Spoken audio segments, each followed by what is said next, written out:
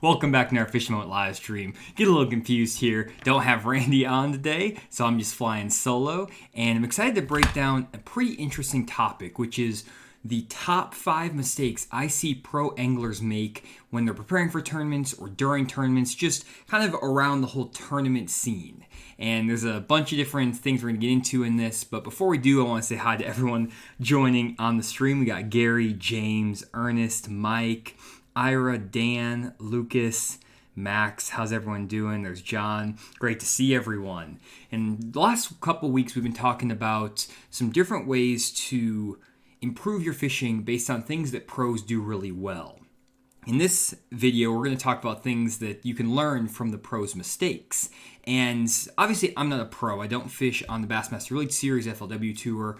And because of that, I can't give you any first-hand experience. Fortunately, though, as YouTube is getting more popular among the professional anglers, a lot of guys are documenting their Bassmaster Opens as well as their Bassmaster Elite Series and Major League Fishing Tour tournaments. And a lot of these guys will do 2020s like Scott Martin, or basically doing videos where they go back and talk about what they did right, what they did wrong, and the mistakes they made. Some channels that popped to mind are Bradley Hallman, Todd Castledine, Andrew Upshaw, Brandon Palniuk, Jacob Wheeler. All these guys, you probably have seen their videos before. And I watch every fishing YouTube video there is just because I love fishing and I try to gain as much knowledge as I can from these pros. And there are some consistent themes that all of these guys say when they have a bad tournament. And it's kind of interesting because I don't know if they're all listening to each other's tournament videos or not and trying to learn from each other, but obviously not, because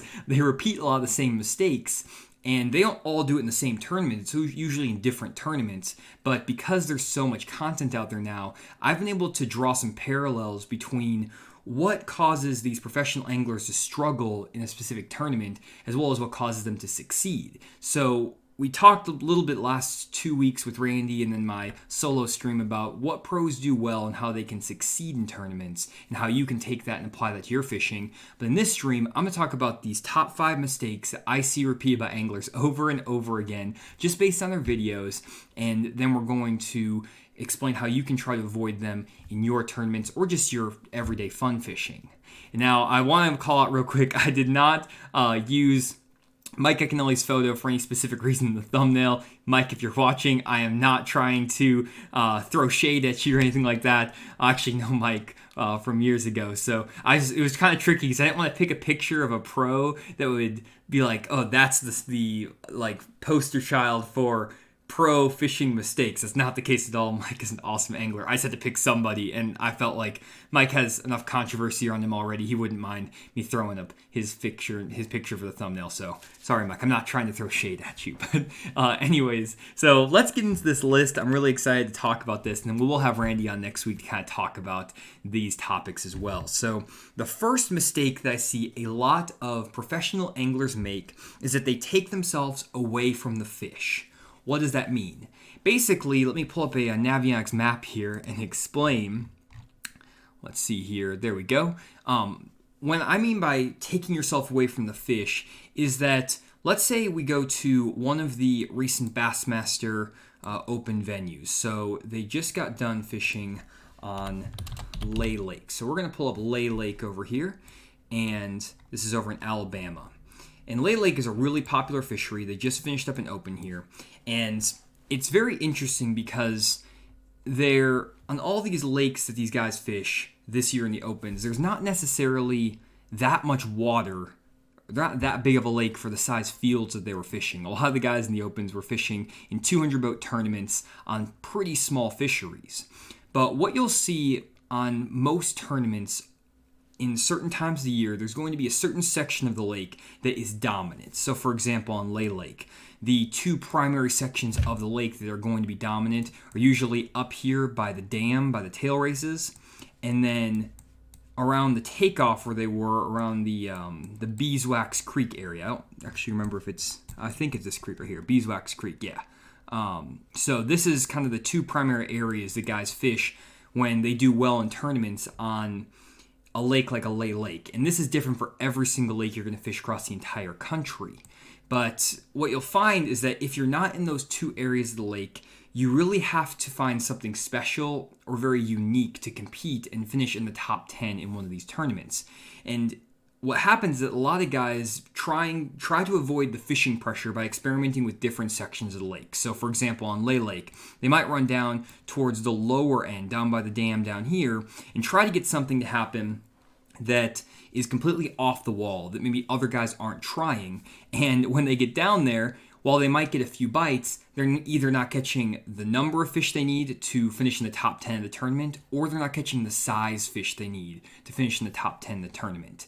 And as a pro fisherman, it's their job to kind of research which sections of the lake are the most productive. And so most of these pros are going to know going into the tournament that you need to be fishing below the dam up here, below the Logan Martin Dam, or around this Beeswax Creek area. That's where the tournament's going to go down, probably going to be won. And if you make that decision to go down to a oddball area, you have to run that risk that you may not catch any fish. And I see that happen more often than not with these guys. And it's kind of just a common theme that you see in a lot of these guys' tournament recap videos. They say, man, I tried a pattern, I went to an area that was, maybe off the wall, not where the fish were necessarily supposed to be, and I didn't catch them. And that was actually what happened to Randy when they went over to Neely Henry. And you may have seen Randy's Bassmaster Opens results, but there's Neely Henry Lake also here in Alabama, just a little bit up the chain. And what Randy did is he basically he actually told me before the tournament that you can catch some really good fish fishing right around the boat ramp, kind of this general mid-lake section. That's where most of the tournaments were won. That's where the majority of the guys who caught them in the tournament also caught them, was in this mid-lake section of the lake, and maybe a little bit further up from that area. But because there was so much fishing pressure, 200 boats, all this stuff, Randy thought that this was not going to be a big enough area to sustain all the fishing pressure, so he ran way up the lake up to the dam, and he went into the river section up through here. And while he did end up catching a few fish in this river section, the quality of the fish as well as the quantity weren't quite there. He caught a limit both days, but he didn't have anything more than maybe 7 pounds a day, which was not enough to get into the cut range or get into the top 10, which is what he needed. The guys who ended up catching him stayed around this main central area where most of the tournaments are won, and they employed unique techniques, whether it was doing some little bit of offshore fishing, throwing small tiny crankbaits around boat docks, or just covering as much water as possible to catch these fish. And they weren't getting many bites, 5 to 7 bites a day, but this is where the quality fish were living. This is where you could find those 2.5 to 4 pound bass consistently, and anyone who wasn't fishing this section was taking themselves away from the fish. So this is really key when you're trying to go out and fish on your home lake, and we can kind of relate this to maybe one of my fisheries that I fish a lot that I'm somewhat familiar with, Grand Lake in Oklahoma. It's a very big lake. It has a lot of diversity to it. You can fish up the lake, you can fish down the lake, all over the place. And I talk about this as a good example lake in my streams. And actually, I use Grand Lake in the last one. I'll throw you guys a bone. I'll go down to Lake Dardanelle because this is a lake I used to tournament fish on a lot. All the stuff I know is probably not as good anymore because the lake has changed so much with all the flooding. And so this is one of the lakes I used to fish a lot, though. And basically what I found, especially let's say right now in the winter time, if you're going to do well on Lake Dardanelle, you're basically going to catch them in one of 3 areas. You're going to catch them in the Piney Narrows, right through here. You're going to catch them in the strip pits back in here in the Illinois Bayou, or you're going to catch them somewhere on these riprap causeways around the Illinois Bayou area. That's where 75% of the tournaments were won. Sometimes you might get a guy who's over here in Delaware Bay, or maybe if there's some grass or something, you catch him maybe in the thermal plant. There's a few other areas that were sometimes off the wall areas you could catch him in, but for the most part, those 3 areas always dominated. And I used to do really poorly in tournaments in the winter on Dardanelle because I would get really stubborn and run all around the lake. I might go over here to Shoal Bay, or I might go over to Dardanelle Bay just to avoid all the fishing pressure, so I'm not fishing around other people. But what I found is that I would get my butt kicked every single tournament by guys fishing in those 3 zones. And what I had to determine after a while was that if I'm going to win a tournament on Dardanelle, if I'm going to compete, I have to put up with the boating pressure. I have to put myself in the area where the fish are, and I can't take myself away from the fish. And the only way I'm going to be able to compete with guys in these areas is if I fish differently from them. So what I would actually do is I would go to, for example, the Piney Narrows. And one of the very popular ways to catch them is to throw an Alabama rig and throw a jerkbait. Well, most guys were fishing a Megabass Vision 110 jerkbait. That's what they would throw all the time. What I did, therefore, is I went to a little bit different jerkbait. So I went to a Pointer 100. This is one of my little sneaky deals that I do on Dardanelle this time of year. And I went to a Pointer 100 jerkbait, and I would get it in some sort of matte finish. So like a chartreuse shad's a good color. And what I would do is I would go behind all these guys fishing in the Piney Narrows, and they were fishing their jerkbaits fast. They'd maybe pause them for a second, 2 seconds, and just kind of work them through the areas quickly. And what I would do instead is go in behind them, and I would let my jerkbait sit for 5 to 10 seconds, a lot longer than the other anglers were kind of working their jerkbaits. And what this did is it put my bait in the strike zone longer, and all of the really aggressive active fish would come up, eat the bait really well, and the guys in front of me would catch some fish. But they were missing a lot of the more lethargic bass, which a lot of times happen to be the bigger fish, and the only way that those fish would bite is on that really slow, methodical retrieve with a 5 to 10 second pause. And I might only get 6 to 7 bites a day, but I can catch 18 to 22 pounds doing that, even though the guys in front of me are getting 20 bites a day, but they might only have 13 pounds. So that was one trick I did. Another trick is going down into the Illinois Bayou area, and you guys have probably seen me make videos about this. If you go to like these riprap walls, for example, these roads that have riprap on them, I used to go behind anglers, again, throwing Alabama rigs, throwing jerk baits, and I would throw a flat side crankbait, like a KVD 1.5 flat side, the KVD 1.5 flat. And this bait dives anywhere from like 8 to 10 foot of water, and I would go in behind him with like a chartreuse black back crankbait like this, put it on an 8 to 10 pound test, get it down those rocks, and then just barely turn my reel handle. Just fish it as slow as you possibly could, slowing down. And again, I would get a lot less bites than the other anglers, but the ones that bit it would be 2.5 to 4 pounders, and I would do really, really well. This is kind of what I'm talking about basically going to the areas where you know the fish are, even if there's a bunch of people around, but changing your approach, fishing faster, fishing slower, bigger baits, smaller baits, something like that to trigger those fish into biting. And more often than not, that's going to be a more consistent and a more effective approach to do well in tournaments. Now, that's not to say that you can't go to another section of this lake that doesn't have a bunch of boating pressure and find the secret spot. I remember one year there was like a shell bed some guy found in the mouth of this thermal plant, and sometimes you can catch him there. He found this one spot, boom, boom, boom, boom, boom, catching him like crazy, and it was just game on. But no one's caught him there like that for years after that, so it was just a one-off thing. Same thing over in like a Delaware Bay. Guy caught him in there one year off a shell bed, random deal, never happened again. But if you want to just kind of do well and compete in tournaments, be consistent, go into those popular areas, and fishing a unique style is going to be a lot more consistent for you. And that was the one thing I saw a lot of these pros do. They basically, not that they didn't understand the consequences of their actions. They did. They made the conscious decision to say, I'm going to avoid the fishing pressure, go to an area of the lake that's less popular, hoping that I can find an off-the-wall pattern that can do well. And if you do that, you run the risk of not doing well, which is what happened to these guys in the tournaments, and that's one of the mistakes they made.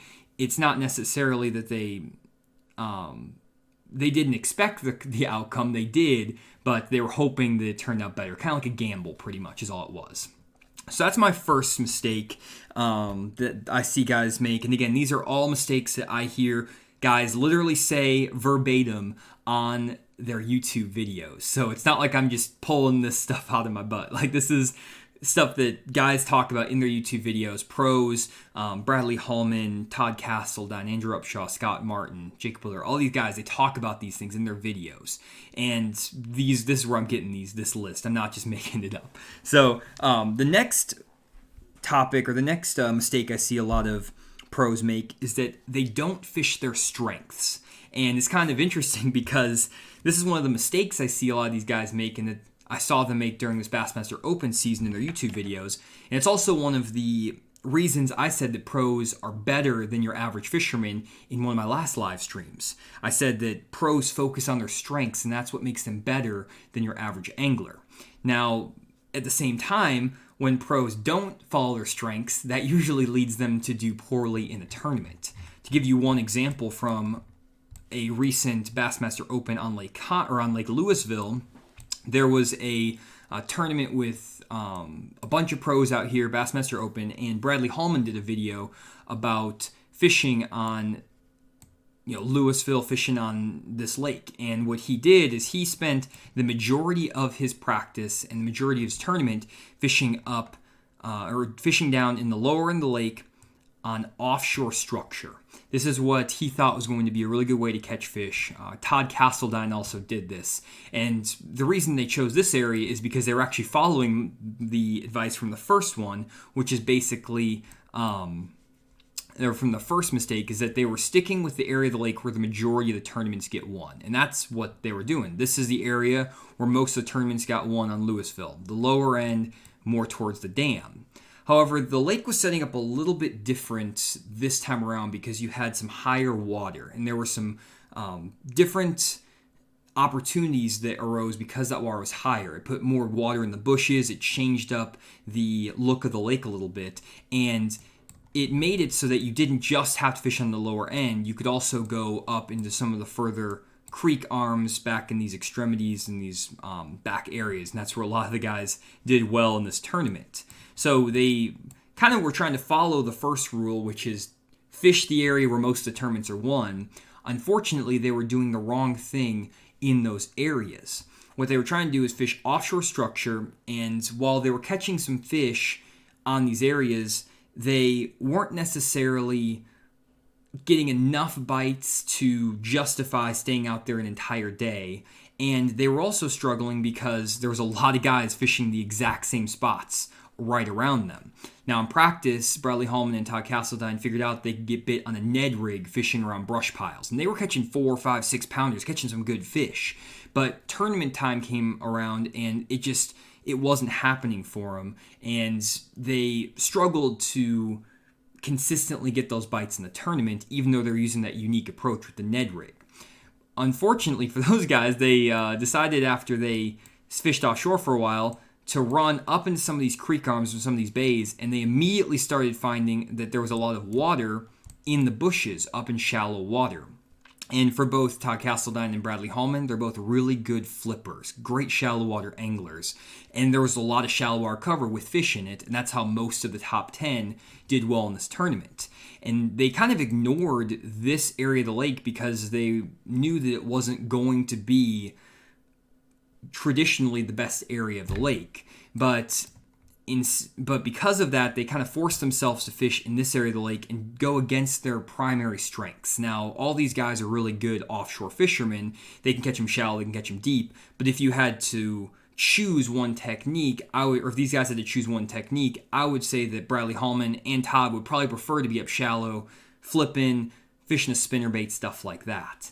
And they said in the video that they just completely missed that shallow water bite and went away from their strengths to focus on that offshore bite because they thought that that's what they needed to do to catch fish. And they followed the dock talk almost and forced themselves to do something that maybe wasn't their strength. Now, if I was fishing on Louisville, I would have done the same thing. I would have fished offshore in here. And one thing is that I fish offshore all the time. So I understand when the fish change, when fishing pressure comes in, how those fish adjust and how you can make those fish bite a little bit better, because I fish 100% of the time offshore pretty much. And what happened in the practice time for this tournament is a lot of these fish were setting up in these brush piles because you had bright bluebird skies. It was bright bluebird skies, sunny, and those fish were tight to that brush. But when the tournament date rolled around, it was windy, cloudy, nasty, and because of that, the offshore fish spread out. They weren't grouped up in those brush piles, and you had to adjust your techniques. Now, some guys still caught them offshore. They had to do different approaches, though, than just fishing brush piles, and that's where having that fishing your strength is important, because if the fish change and, for example, you don't catch them out of the brush piles like you did in practice, you might make the adjustment to go through a swim bait, go through a deep diving crankbait, do something else offshore to relocate those better than average fish. The same thing happens when you're fishing up shallow. Let's say in practice they're catching a lot of fish up these creeks, flipping shallow bushes, shallow laydowns because the sun was out. Well, if the tournament rolls around and it's windy and cloudy, if you're a good shallow water fisherman, you can make the adjustment to change to a spinnerbait or a crankbait or something else that will get those fish to react, and you're going to be able to put good fish in the boat even after the conditions change. This is why fishing to your strength is really important. If you don't know what adjustments to make on tournament day when the conditions change, when fishing pressure rolls in, it's going to be very difficult to compete in a tournament. And this is a mistake I see a lot of guys over the years make when they fish professionally, is that they try to go after the pattern that they feel like they go after the pattern that they're told is supposed to be the winning pattern, whether it's fishing offshore, fishing ledges, fishing shallow, whatever it is, and they go away from their strengths to focus on that pattern. But then when they get to the tournament, they can't make the proper adjustments because they just don't have experience on that technique, and it really hurts them. Now, this might not be the exact case with Bradley Hallman, with Todd Castledine. I don't know them that well, so I'm not saying they couldn't make the adjustments. They don't know what they're doing there. I'm just giving some examples, and it's definitely more relevant for the average angler who doesn't maybe have that much time to experiment with both techniques. So not trying to throw shade on anybody here, just trying to give some examples. So just want to call that out.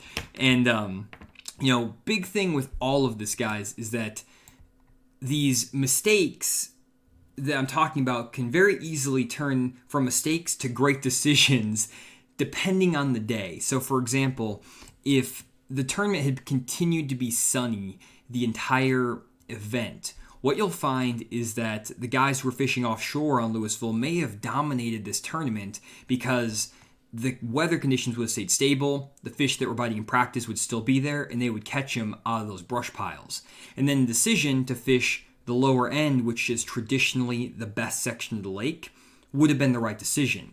However, because the conditions changed, now it's a mistake to choose to fish down by the dam, because when those conditions changed, you're not fishing a technique that's your strength. You can't make the adjustments. So now it's a mistake to fish down here. You should be fishing somewhere else. So there's a very thin, razor thin line between success and failure in all of tournament fishing. And that's why I'm actually going to talk about the third mistake I see anglers make that kind of helps you combat the first two. It kind of gives you the ability to guard yourself, kind of hedge your bets on the first two mistakes so that you're not making them as often. But hopefully this is all making sense to you guys. Let me know over in the comments if this is in good information for you. Seems like some people are enjoying it. Let's see here. Just going through here. Bunch of guys. Okay. Doesn't seem like there's a ton of questions, so that is good. Awesome. There's a few other questions. I'll address some of these questions a little bit later on, guys, about boating stuff, upgrades on my boat, specific questions about the lake. But I want to kind of get through this list here, and then we'll do some Q&A near the end.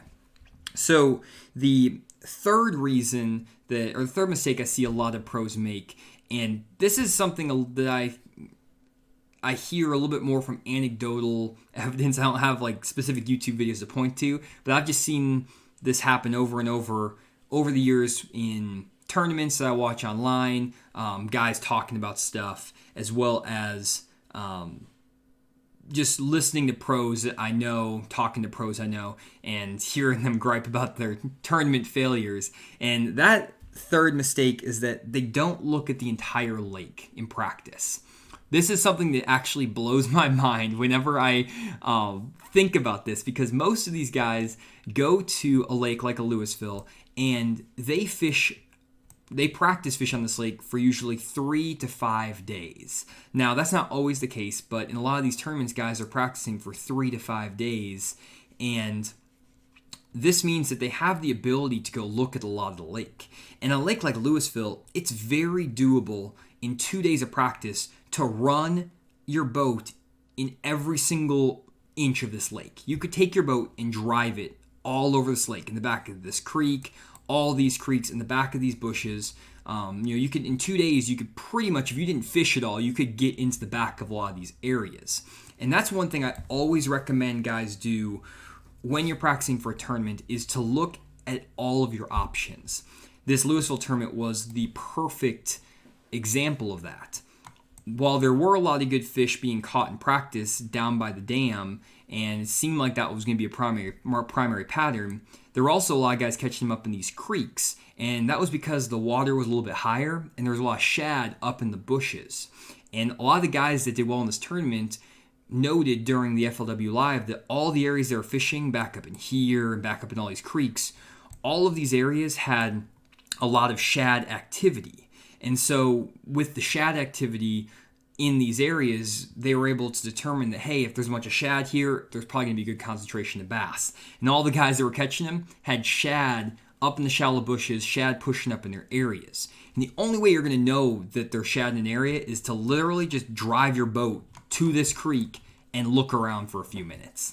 And that's something I do all the time in my practice days, especially when I was fishing for my college tournaments back in the day. I haven't fished a lot of tournaments in the last 5 years, but a lot of times I wouldn't get any practice time, or maybe just half a day of practice for a lot of my college tournaments. And what I would do is go to the lake for half a day, and I wouldn't even pick up a fishing rod. I would just drive around as much of the lake as I possibly could. And you'll be amazed at how much you can learn just by driving around a fishery. And this is something that Rick Clunn has talked about before. It's basically mentally pre-fishing the lake. What he means by that is you literally just drive around the lake, and if we pull up, for example, a Google Earth, let me pull this over here. Just give me a second here. Let me pull this up, and we'll go out to Louisville. What Rick means by mentally pre-fishing a lake is that you'll go into an area or go into a lake like this, and what I'll do is just run around in these pockets, in these coves, and see what looks good in here. Is the water visibility right? Do I have enough water visibility to fish offshore? Is the water visibility so dirty that it looks good to fish shallow? What available cover is in the water? Are the bushes flooded? Are there a lot of isolated logs? Is there grass in the area? Is there a good riprap stretch in there that I may not have seen on Google Earth? Anything like that. And I'll just run around the lake looking at all these different factors. And I might be looking at this creek. I might literally just take some time to idle way back into this cut back in here in this creek.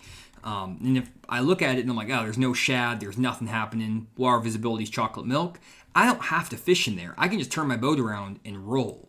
And a lot of times in my tournament days, I would just drive around the lake and I would pull into an area and I would just feel like it felt right.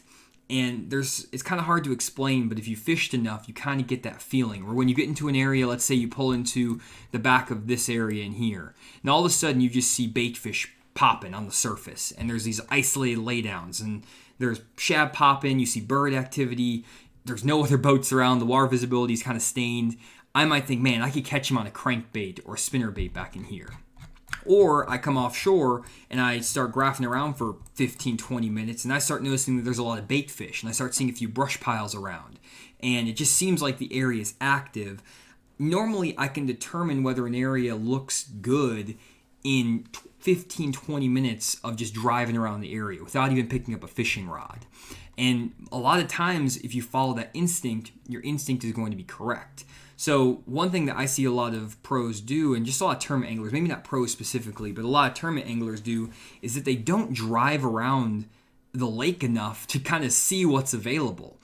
One thing that Todd Castledine and Bradley Hallman both mentioned in their video is that they had not really paid attention at all to the shallow water pockets and coves up the lake, and they were surprised when they actually got up the lake that there was enough water in the bushes and the water clarity was perfect for flipping. They didn't realize that until literally tournament day. So when they finally actually got to the lake or got to the section of the lake, they knew it was good, but they didn't have enough time in the tournament to really dial in the fish. So they spent their tournament day kind of just bouncing around. They caught 2 or 3 fish, did decent in the tournament, but if they had practiced up there and found that before the tournament, they may have finished in the top 10 in that event, just because then they would have had an extra day to kind of figure out where the fish were positioning, what depth they were in, what type of cover they're on, all those different things.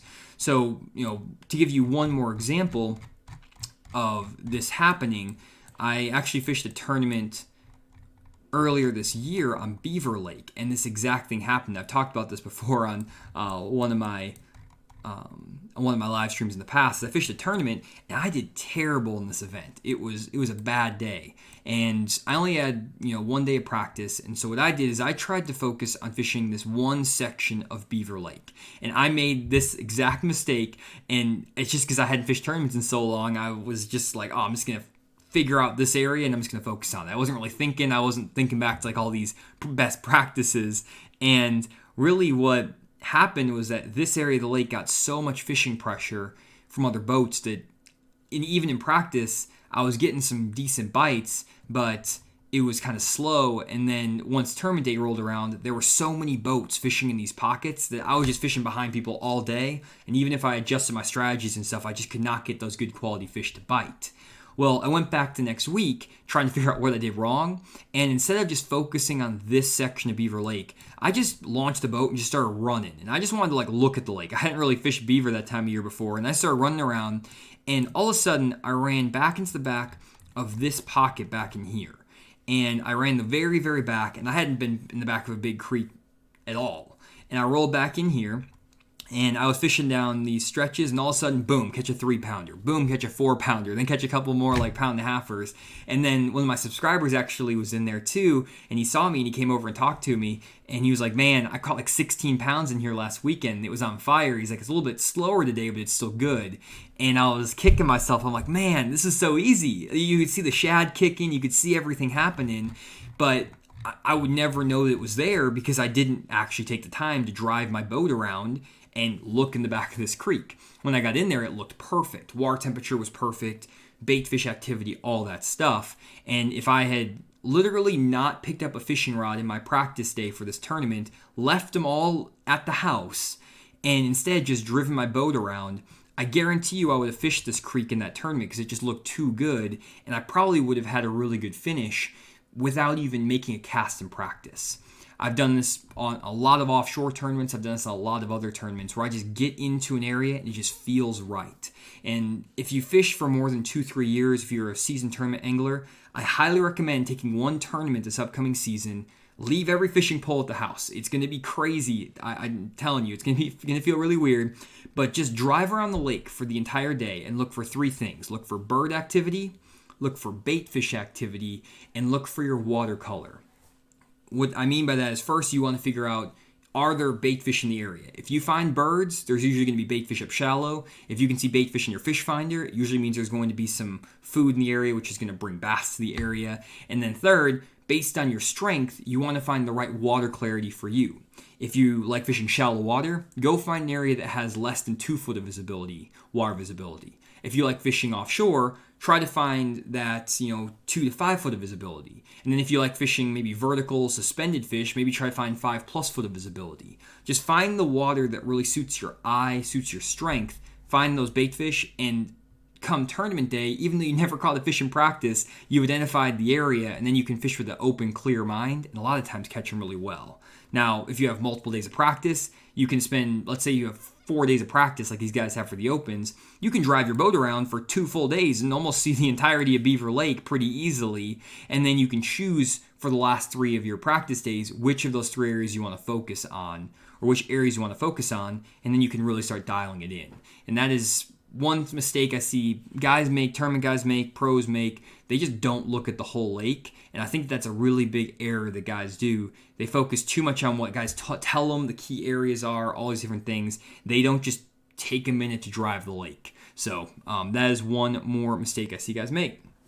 So anyways, let me go through a couple questions. First, we got a super chat from No Bleep. I'm not going to say the expletive, but he says, "Are you going to be offering guide service, Johnny? I want to get one with Randy, and I would like to schedule one with you as well. I'm no longer offering on the water fishing trips. I just try to focus on filming and editing. It takes up my whole week, and so I don't really have a lot of time to get out on the boat with guys. But Randy does offer on the water fishing lessons, and I can actually show you guys where you can find that on fishthemoment.com here.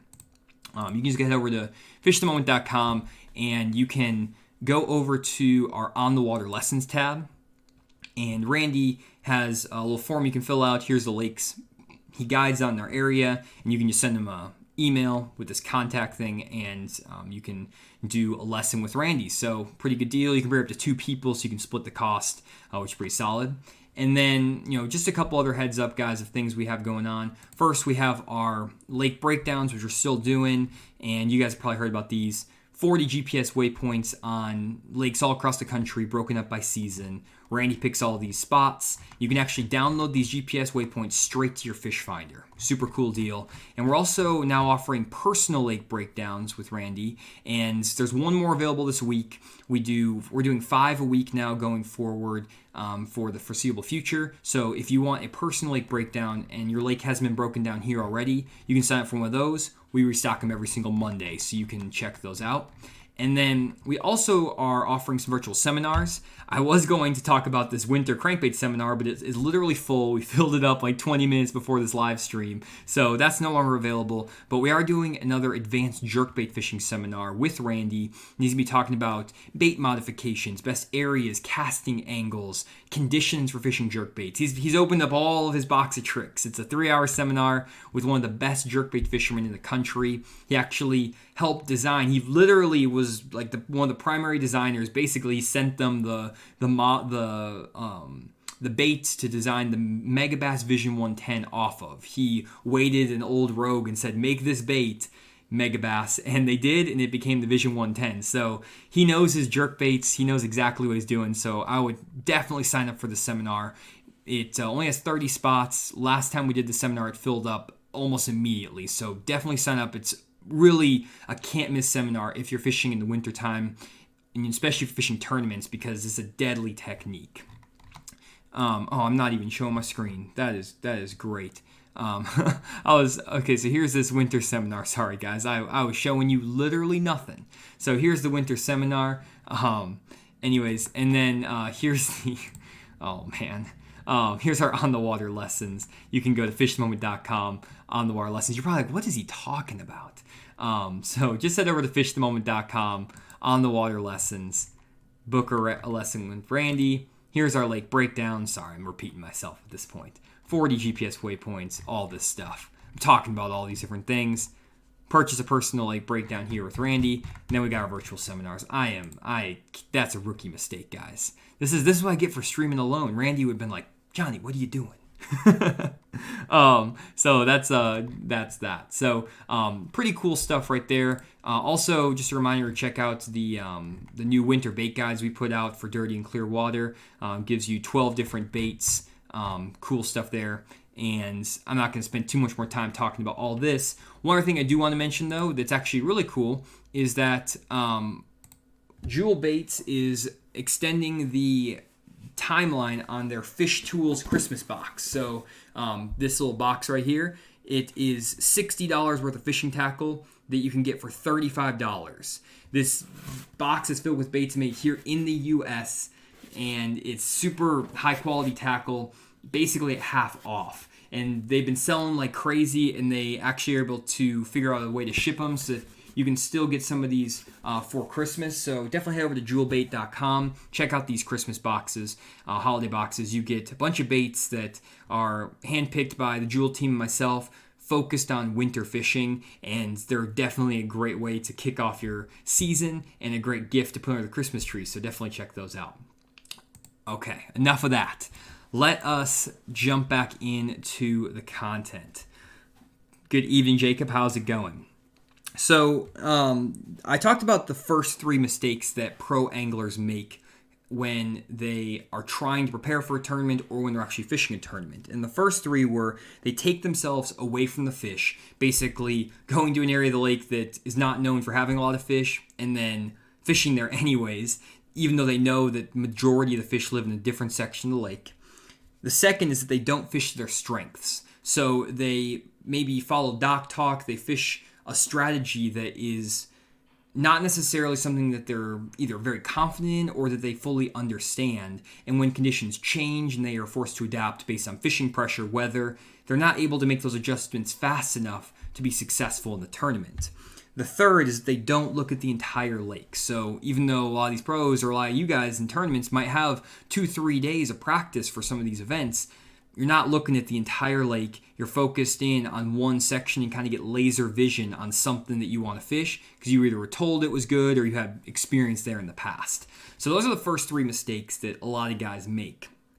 And one thing that I see that's common between all of those is that, again, the margin for error with all of that is very, very small. Basically, it's very easy to pick the wrong section of the lake to fish in and the wrong technique to fish for that week. Conditions change, pressure changes, all these different things change.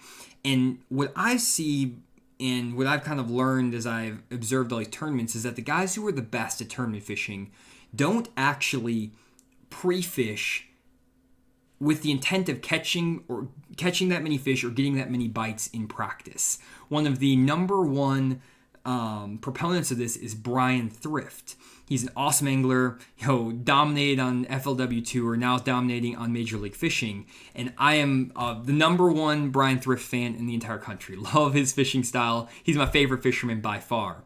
And what Brian is always a proponent of is he is going to basically idle around the lake and look at as much stuff as possible and fish as little as possible in practice. And one thing that I see a lot of these guys do in their tournament videos, in their practice videos, and I'm talking about Bradley Hallman, Scott Martin, Todd Castledine, all these pros who are posting YouTube videos of their Bassmaster Open appearances. All of these guys, you hear them in their videos talking about shaking off fish. They're shaking off a bunch of fish. What does that mean? Well, basically, they're going to go to an area, let's say there's an offshore point here. They're going to get a bite, and they're going to have their hooks cut off, and they're going to shake off that fish. They're going to basically make it so the fish spits out their bait so that they can potentially come back and catch that fish at a later date. Now, in theory, this is a really great practice because if you can come back that spot, that fish is still there. If you cast in there, he might bite again, you might save yourself a fish. Unfortunately, though, if you're shaking off too many fish, 2 things can happen. One is that you're going to be going through all of these areas and building up a lot of confidence in a very specific pattern for a very specific day. Case in point, let's say you're fishing off this out here, and there's a brush pile on it. And you're able to go out there and practice, and you shake off 3 fish off this brush pile. Then you head over here to this point, there's another brush pile, and you shake off 3 more fish. Then you come over here, and you shake off 3 more fish off this high spot. Well, now you've shaken off 9 fish. You're feeling really good about the tournament. You're like, man, I'm going to catch them. And you come back tournament day, and the conditions have completely changed. Instead of being bright, sunny, calm, you now are dealing with wind, you're dealing with cloud cover, and it could completely reposition these fish. But because you've been shaking off all these fish, you get so dialed in on these spots that you just keep fishing them, even if those fish have moved or the conditions have changed. A second problem with shaking off a bunch of fish is that you also don't know how big those fish are. They might be 12 inchers, they might be 4-pounders. And I hear Randy talk about this all the time, especially when he's fishing for the Opens. He'll say, man, I shook off 15 fish today in practice, but I don't know how big they are. They felt like good ones, but I couldn't really tell if they were good, if they were small. And sometimes they turn out to be 2-pounders, sometimes they turn out to be 12 inchers, sometimes they turn out to be 3-pounders. It's sometimes hard to gauge that. And so what Brian Thrift always recommends is he says he never shakes off fish in practice. He sets the hook on everything. And that might sound kind of silly to all you guys. Like, why would you burn up all your fish? You're setting the hook on all these fish. Well, what Brian has said in the past on his Let's Talk Fish podcast is that if he doesn't want to catch a fish off a spot, he doesn't fish it. What does that mean? Well, basically, if you feel like you're going to get bit off of a brush pile here, and you maybe get bit and you catch one, then you come over here and you get bit off this brush pile and catch one, well then he's not going to keep fishing every brush pile in this area to see if the fish are in them. Instead, he's just going to graph for more brush identify brush in a similar area, similar depth, and then move on and try to find something else. There's two advantages to this. One, you're not getting your fish accustomed to that bait. You're basically, if you shake off all those fish, they're getting accustomed to seeing your fishing lure, which is not great. Second, you're building up too much confidence in this brush pile pattern. If you get bitten 10 brush piles in a row on a sunny day, you're going to want to go fish there in tournament for a while to really dial it in. And so you're building that kind of almost fake confidence. And third is that you're wasting time where you're actually standing up and casting and fishing when you could be looking for a new pattern. So what Brian might do is he might get a bite out of this brush pile, catch a 2-pounder. Get a bite out of this brush pile, catch a 3-pounder. Then he's going to graph for every brush pile he can find in this zone, mark them all, and then leave it. And he's going to go try to find a brand new pattern. And he might then run to the back of a creek, and now he might start flipping the back of this creek back in here. And then he might get 3 or 4 bites, boom, boom, boom. He sets hook on all of them, and then he's not going to fish the rest of the creek. He's just going to leave the creek. And he's going to pay attention to, okay, I got these bites in this creek when it was sunny. I got bites on these brush piles when it was sunny. But then in the mornings when it was kind of low light, or maybe if it was cloudy, I got a lot of bites fishing shallow bushes up here. And I got bit on bushes with shad around them. So then what he'll do is he'll find a stretch of bank that has bushes with shad. He gets a bite. Maybe he gets another bite off this bank with bushes that have shad in them. And then what he'll do is he'll just drive around the lake looking for more bushes with shad around them, but not actually fishing. He's not burning up those fish. What that means is that over the course of a practice day, he's going to be able to have 7 or 8 patterns, 7 or 8 different styles of fishing that he could potentially catch fish on, and he knows the quality of those fish. He knows that the fish in the shallow bushes were 3-pounders. The fish in the brush piles were 2-pounders. The fish in the back of this creek were 1-pounders. And so you're not leaving up the size of the fish to chance, and you're also quickly moving to new areas and finding new stuff. And then come tournament day, you can experiment to see, okay, are all the brush piles good, or are all the banks with bushes good? And it's one of those deals where you have to be okay with the uncertainty of not knowing if every brush pile has a fish. One thing I think I see a lot of these tournament guys doing is they want to have that level of certainty that the spot they pull up on is guaranteed to have a fish in it. And I guess that's a good thing in a sense. Like, you're fishing for money. You want to know that you have these fish found. But at the same time, if you're getting those fish accustomed to your bait and you're just fishing everything, if those fish change, you're wasting time. Every time you stop to fish a brush pile after you've already determined they're in brush piles, you're wasting more and more time. And for me, what I like to do is I like to basically what's called fish the moment. That's what the name of the channel is. I would prefer to have 7 patterns found across 7 areas of the lake, and then based on the conditions that day, choose which one I think is going to produce better. And heck, I might even run all 7 of them, and that's what Brian Thrift will do. He'll run all 7 of those patterns until he figures out which one's working on that day, and then he'll run that the rest of the day. But because he spent a lot of time in practice driving around, he has 15 coves with brush piles, or 15 coves with bushes in them. He has 25 brush piles. He has a 1.5 mile stretch of creek that he can go to, and based on his instincts on the day, he's able to find and catch those fish. And I think that Jacob Wheeler does very similar things just based on, seeing his practice videos and stuff. I don't think he really talks about it that much, but I have a feeling that's what he does a lot in his tournaments. He's fishing new water. He's not fishing the same exact stuff that he fished in practice and rerunning the same stuff. He's fishing brand new water that maybe he just looked at. He never casted in, but he looked at, and it looked good to him. So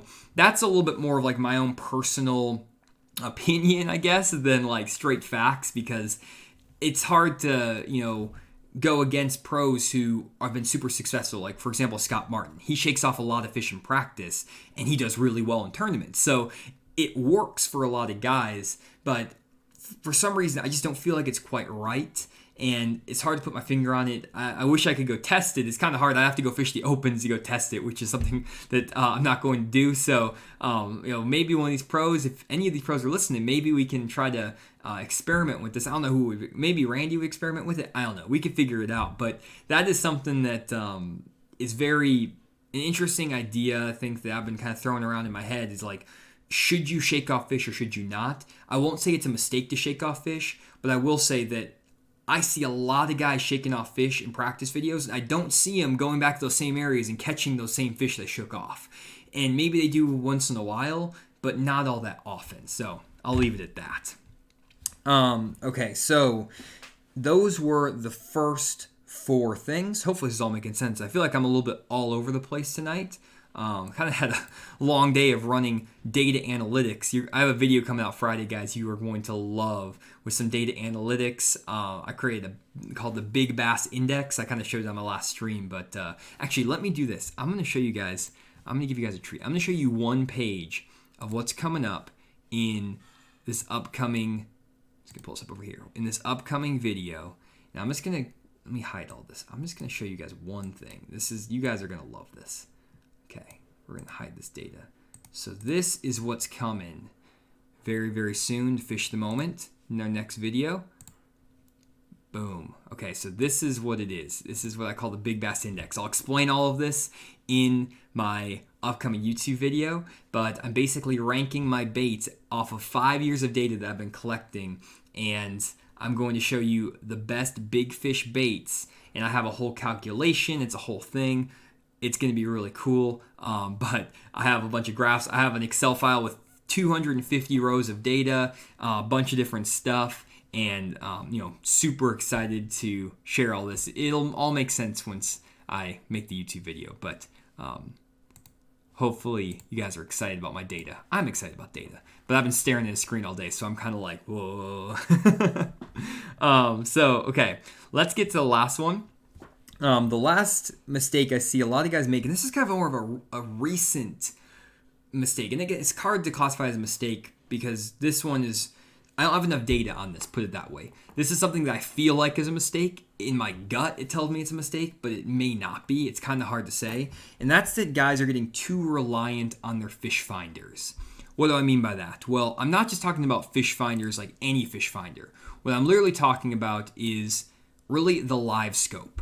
A lot of these guys that fish the tour, they have the live scope, and you're seeing it more and more in tournaments. And I'm just going to pull up something to show you what I'm talking about with my live scope.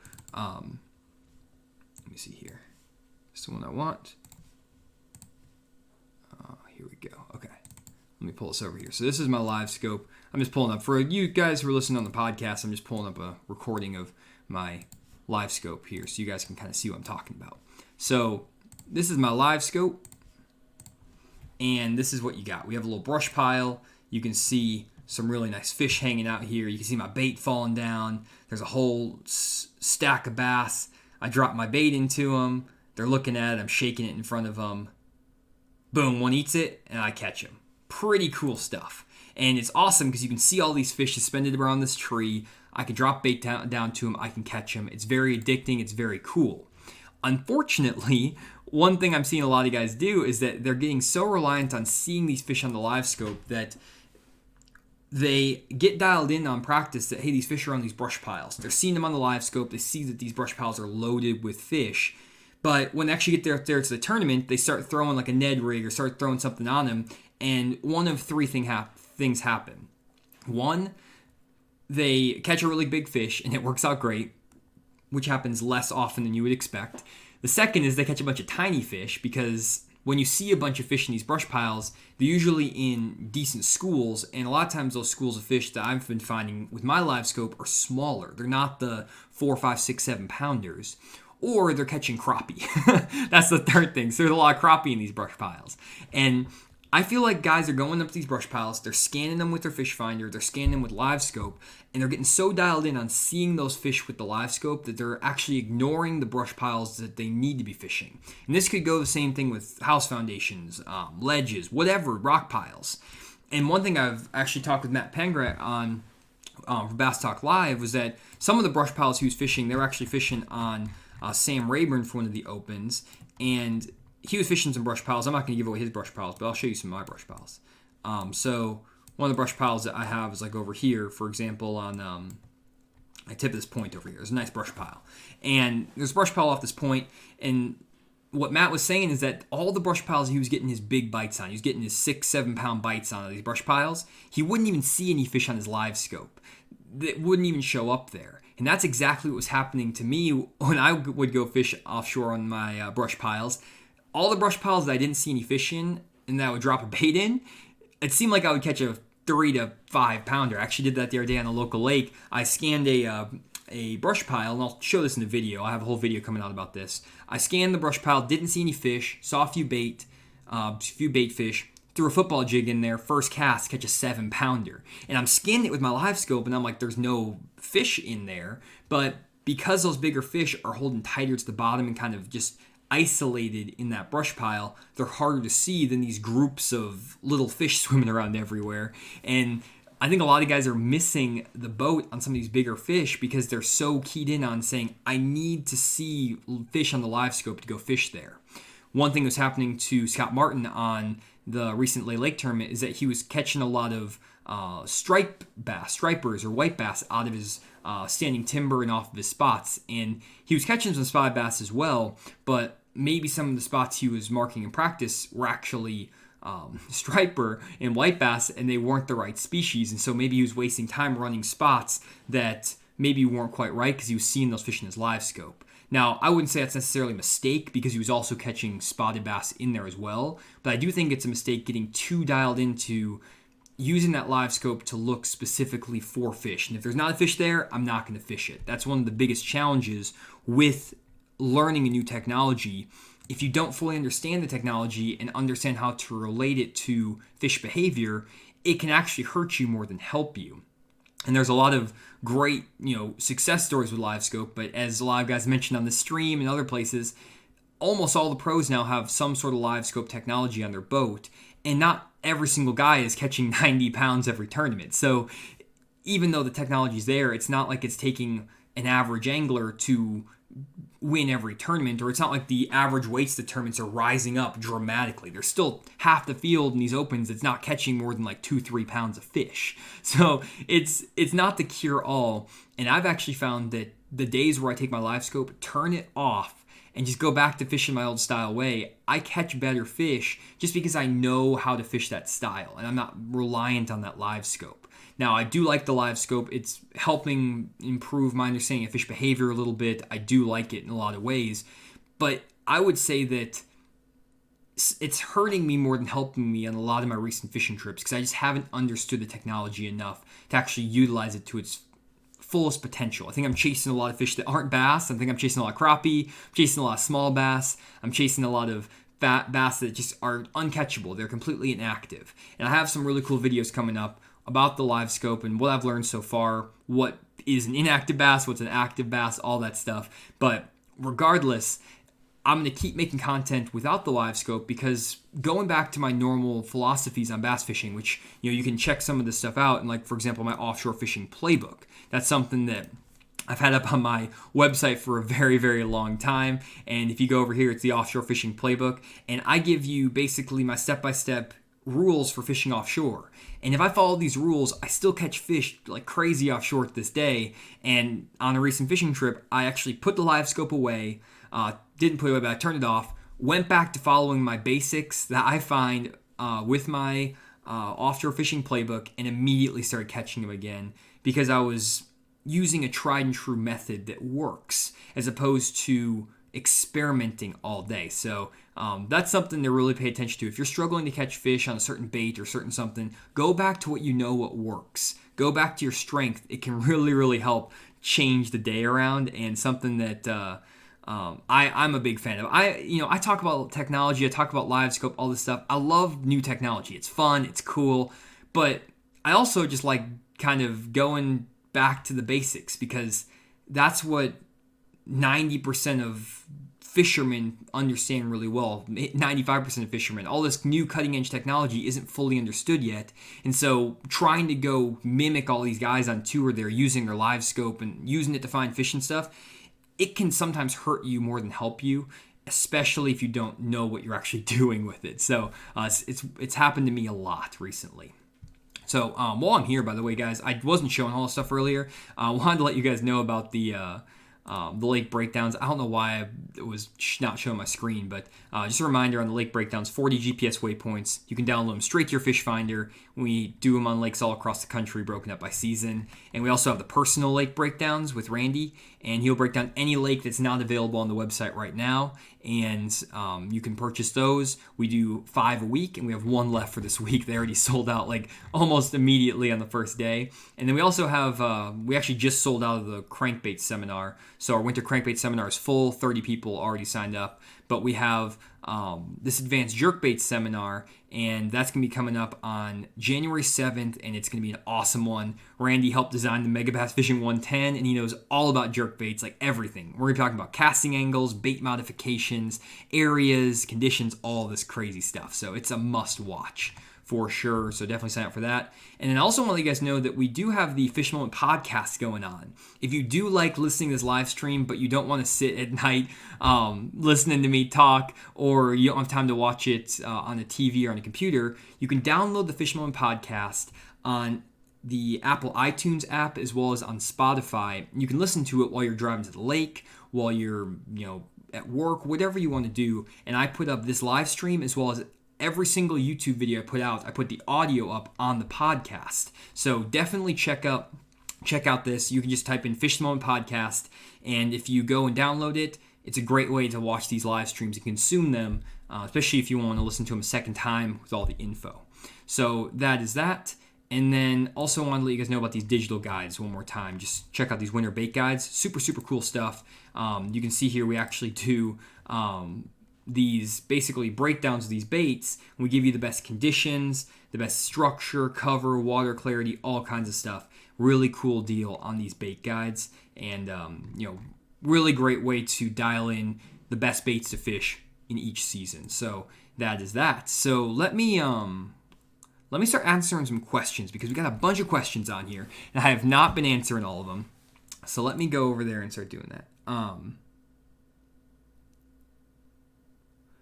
Let's see here. I'm just going to work backwards. I'm going to work back up. I've never done it this much. So, Trey, Smith Mountain Lake. So the lake breakdowns, personal lake breakdowns are $150. Seems steep, but it takes Randy, 4.5, 5 hours to make these breakdowns. We go really detailed, in-depth on them. So really, for the time and for Randy's experience, stuff like that, is well worth the price. And it is something that we are really proud of. We put a lot of effort into giving you detailed area descriptions. We don't just give you like random spots. We like really dial it in, and Randy's doing an awesome job with those. Would you consider yourself an old head at that rate? I agree with you that I just don't think this first generation live scope is the best. We'll see. That's from Kyle Wilson. I'm definitely an old head, guys, on a lot of stuff. My wife always says I'm an old soul. I listen to Frank Sinatra music. That's like my style. Nat King Cole. That's what I have blaring in my car all the time. I really like the old school, looking at paper maps, watching old Bassmaster shows. So while I do really like technology and I love the offshore fishing and I use my graphs for what they're useful for, I love understanding bass behavior and using the electronics as a tool to understand bass behavior better. But I feel like I can be just as successful fishing without my electronics, because I use them again for what they're designed for. I'm not reliant on my electronics. I just use the information they give me to help improve my probability of catching fish. And I talk about that in a lot of my offshore seminars that I do, and talk about the probability of offshore fishing, all that stuff. And more of those seminars will be coming up here in the beginning of the year. Let's see here. Josh Key says, so obviously all of these tournament anglers are salty and have mad skills. I'd like to see a tournament where no one uses electronics and see how well they do. I mean, Josh, they would still do great. A lot of these anglers just have an instinct of where to go catch fish. Now, what I would say is that there's a lot of anglers who are just tuned in, dialed into nature. So for example, like a Brian Thrift or a Jacob Wheeler, you could take away all their electronics and they would still kick everyone's butt, because literally what they could do is you could drop them in a 17-foot fiberglass boat from 1960 with no electronics, just an engine and a hand-controlled trolling motor, and they could run around this lake and they could determine a good area just off of their eyes. Just saying, okay, the water clarity's right, the bait fish kicking, the birds, all this stuff. They're going to be able to get into an area and they're still going to kick everyone's butt just by being able to read the water from above. Now, the thing that makes them even better is they can read the water with their electronics below what is visible.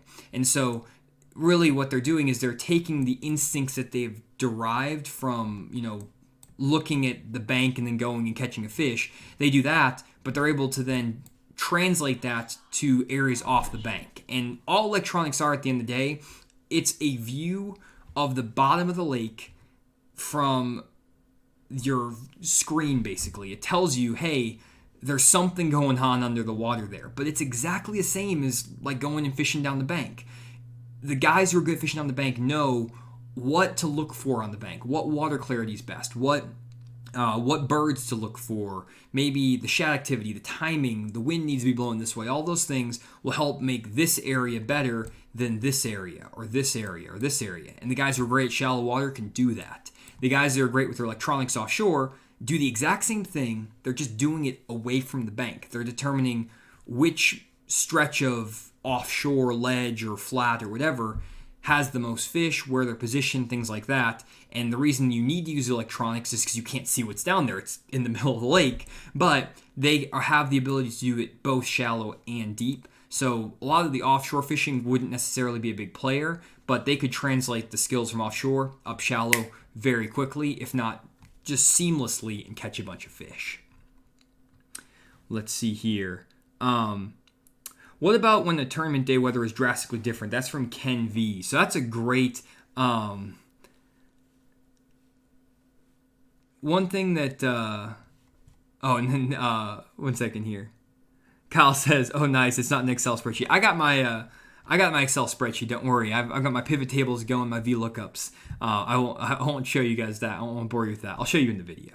But anyway, so what about tournament day when the weather is drastically different? So that's what we're talking about, guys, with these tournament mistakes. That's what a lot of guys struggle with, is that they'll go out to Sam Rayburn, for example. And I've had this happen on Sam Rayburn when I was out here in last January, and I was fishing in this creek in here.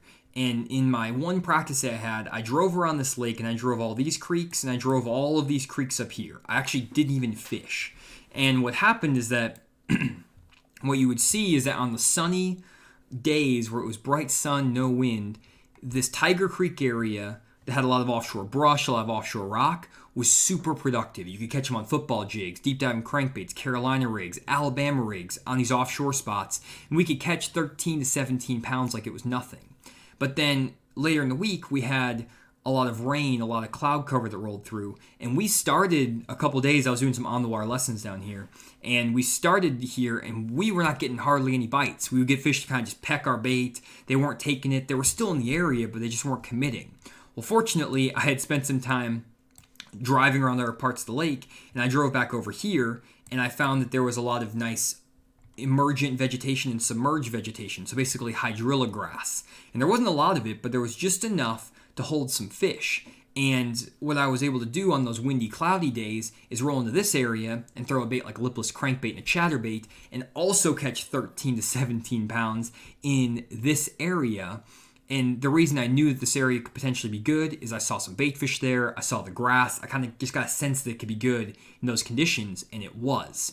But we came back and actually fished this spot, and I kind of explained this in my lesson. We came back here, we didn't get bit. We fished here for 2 hours on a sunny day, ran back over here, and caught another 11, 12 pound bag in 3 hours. So it's all about fishing the moment, fishing the conditions, and a lot of times the changing area and changing the layout of the lake, not changing layout, but changing where you are in the lake is a lot more effective than just trying to force these fish here offshore to bite in the rain and the clouds and the wind. It's better sometimes if you get these weird conditions or different conditions to go to a new area of the lake, but you have to have found that area first in practice before you go out to the tournament. And if you only have 1 day of practice, that might mean literally not taking poles with you, driving around and identifying potential areas, and then finding stuff that fits your strengths. It's a very complex and advanced style of practice and style of fishing. It's not something I recommend to most people, but if you do have a lot of years of experience bass fishing and you are able to read the water quickly, you can tell, okay, this looks like a great offshore area when it's sunny and calm. This looks like a great shallow water area when it's windy and cloudy. If you have a fishing experience, you can make those adjustments. And that's one of the things that guys talk about all the time, is that the key to being a good fisherman, especially a tournament angler, is time on the water. You need to be going out on these lakes in all kinds of conditions. You're not going to know how to adjust to a cold front or how to change from fishing in sunny conditions to cloudy conditions if you're not going out and actually doing it. That means maybe taking some time off work if you're really serious, and not like quitting your job, time off work, but like maybe taking a Friday off to go fish Friday, Saturday. Go fish a lake on a sunny day. And then go on Saturday when it's cloudy. Pick a strategic time when you go on 2 days with very drastically different conditions and go fish the same lake. Go to Tiger Creek here on Sam Rayburn, fish it both days. And if you don't get bit, try to go find a new area and relocate a new pattern those fish are biting on. That's fishing the moment, and that's what really helps you excel in tournaments. Let's see here.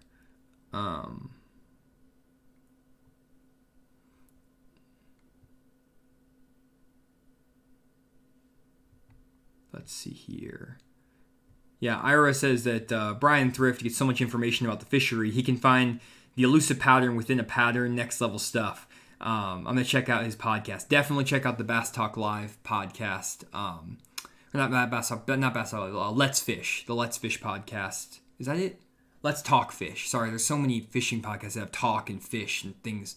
So it's the Let's Talk Fish podcast with Matt Airy, Brian Thrift. They talk about a lot of this stuff. Sometimes they don't talk about, like, Brian throws in the juice like one out of every 3 podcasts for like 3 minutes. And that's what I listen. I listen to those podcasts for those 3-minute segments, just when he throws in the stuff like that.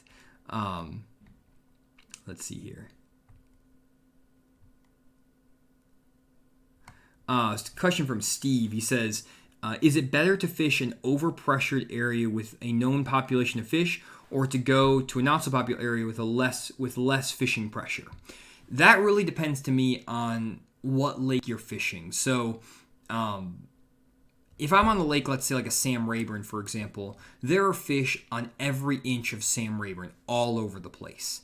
What that means is that with all of the available options, guys have the ability to spread out more often. So when they spread out more often, that means that maybe the juicy areas, the really good areas, are going to be less pressured because there's so many more options for these guys to fish. So my rule of thumb is if I go to a lake like a Sam Rayburn that has, we call it dead water basically.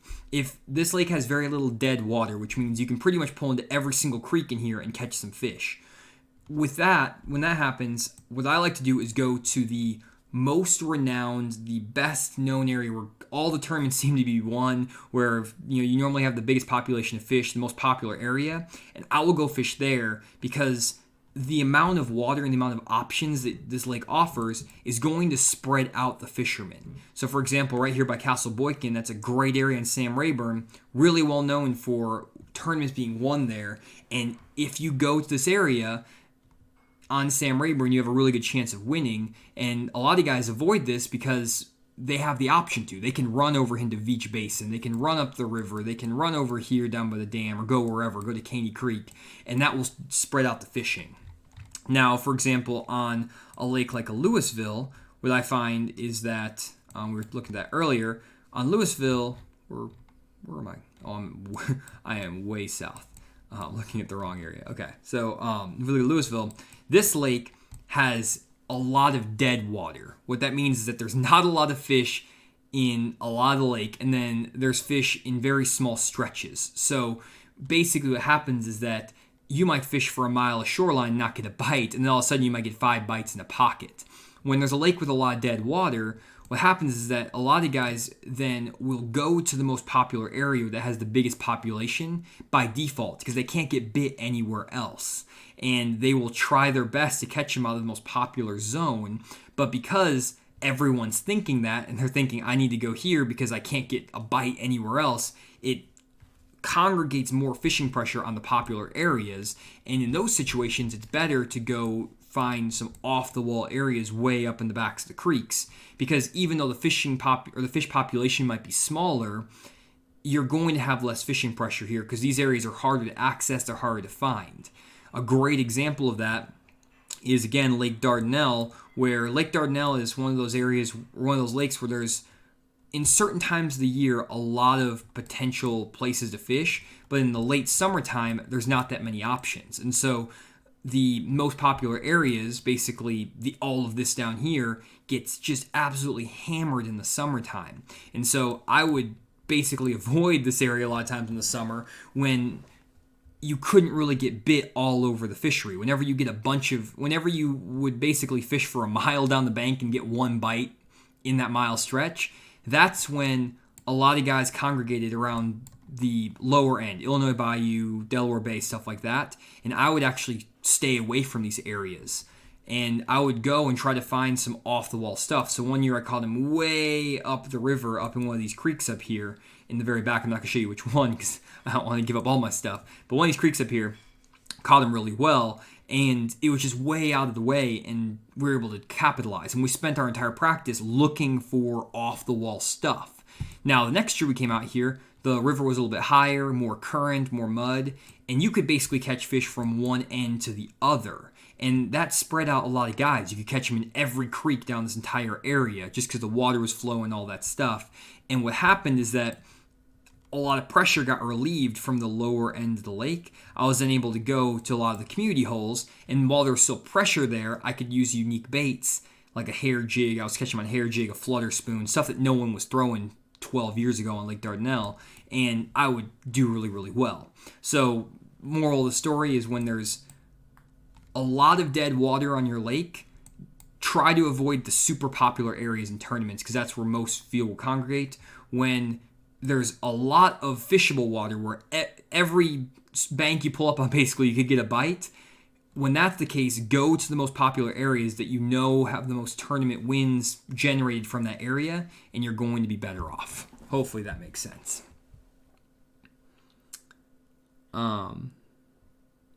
Let's see here.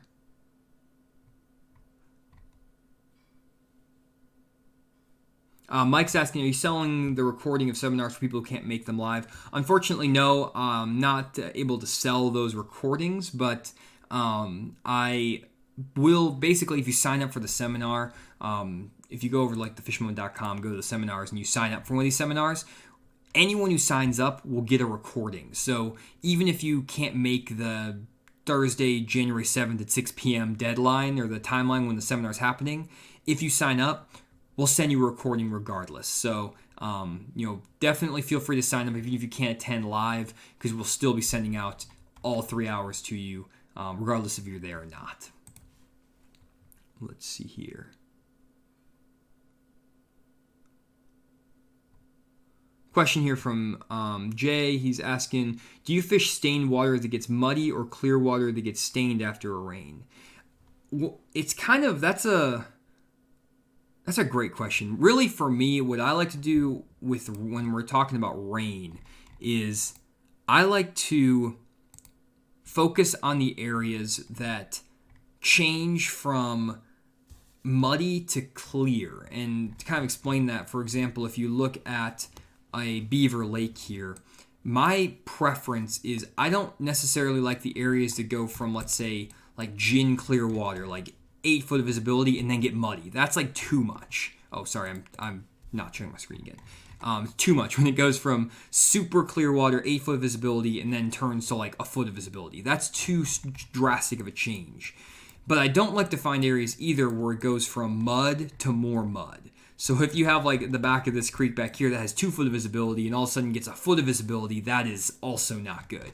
What I prefer to do is find the areas of the lake where you might have, for example, a kind of a subtle transition from, like if you look out here, you have pretty clear water. You might have 3 to 5 foot of visibility out here. And when you get way back in this creek, it starts to stain up a little bit. You might have more like 2 to 3 foot of visibility. And after a rain, it kind of, you can see here, it starts to kind of make it a little bit more stained and brings it to like that maybe 1.5 foot visibility range. So I don't want like a 7-foot visibility change in the water. Usually if it changes, if the rain can change the visibility by like maybe a foot or less, that's the key. And usually it's by finding those areas that already have that mix of water visibility where it goes from clearer to dirtier.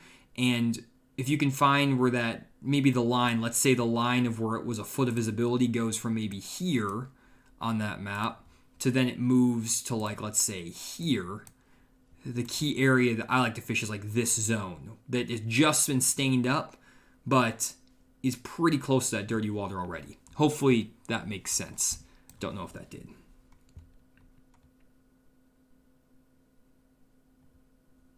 And then Dave R asks a great question. This will be the last one of the night. He asks, so are you kind of saying the tournament anglers are too worried about running to their spots to beat their competition there instead of finding where the fish are on tournament day? That's exactly correct, Dave. That is a great analysis right there of 95% of tournament fishermen, and I am guilty of that myself.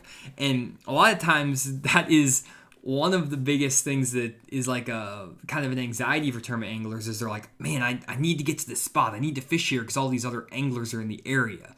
And what I like to do that's kind of a way to combat that is I find a bunch of areas in my practice, and then what I'll do is I'll think, where are all of the other guys trying to get to? Where are the most popular spots? And what I try to do is actually start on the most popular areas. And I won't actually fish all those areas in practice, especially if I'm familiar with the lake. And what that does basically is if someone's on that area, I'm not disappointed that they're there because I expect people to be there. But if there's an area, let's say, for example, a really popular area on like a Lake Dardanelle, just for an example. This is what I used to do on my Dardanelle tournaments. Really popular areas are these the corners of these bridges. You have corner of these bridges here, corner of these bridges, all these bridges here, corner of these bridges here, and then down all these causeways. Well, if you have a 30-boat tournament, 15 guys are going to be on those corners. Or, like, for example, the strip pits. There's going to be a dude, like 12 dudes in the strip pit. Well, what I'll do is tournament day, I will start on the areas where I know traditionally a lot of guys are going to be fishing, and I'm not going to even practice there because I know there's going to be fish there. It's just kind of I call them community holes. They're basically community holes. And I'll just run to the first available community hole, and if I have to pass up 12 spots to get to one open community hole, that's not a big deal to me because I already expect these spots to be fished, and I'm not really racing for my good stuff. I'm just racing other people for almost like for their good stuff, if that makes sense. And then usually in my practice, I'm looking for then more off the wall stuff. Or what I'm doing is if I'm going to go fish community holes that day, I don't care if there's other people around me because I'm going to be using techniques and baits that they're not even thinking about throwing, and I can fish right behind them all day and it doesn't bother me. I basically just pretend that there's no other fishermen on the lake and I just fish my style. And that's always helped me mentally. Fishing's all mental at the end of the day, especially once you get to a certain point. So that's one of the strategies I use to kind of overcome that mental barrier. So yeah. That is it. I think we ended the stream on a really high note. I think I was kind of going a little bit all over the place at the beginning of the stream. I was trying to be politically correct, not make pros mad.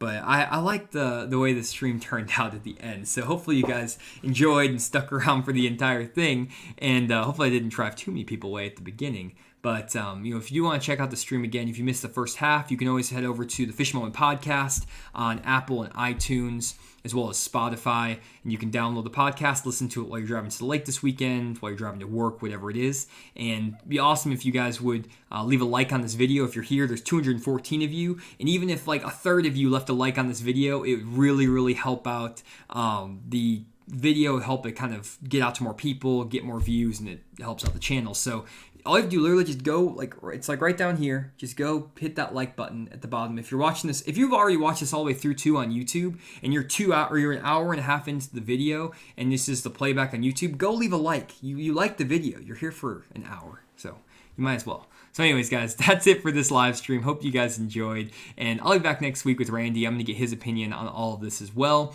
And I'm also going to be putting out that video about the bait analytics, my big bass index. So hopefully you guys will like that. And other than that, thanks for checking out the live stream, and I'll see y'all next week.